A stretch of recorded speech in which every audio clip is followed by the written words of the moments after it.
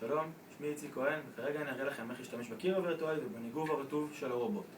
הקיר הווירטואלי נועד כדי לחלק את הבית למספר חלקים. כלומר, אם אנחנו רוצים שיעבוד רק בסלון או רק במטבח, אנחנו נדליק את הקיר הווירטואלי בצורה כזאת.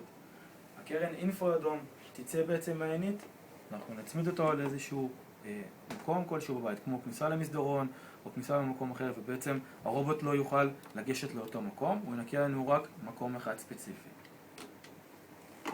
הניגוב הרטוב זה פונקציה נוספת שאפשר להשתמש בה ברובוט. מחברים אותה בצורה כזאת. שתי הקליפסים בצדדים. מרכיבים את זה מעט במים, מחזירים חזרה לרובוט. חשוב להדגיש שהניגוב הרטוב הוא בקטע של ניגוב ולא בקטע של שישוף הרצפה, כמובן שהוא מספיק לחללים קטנים בלבד.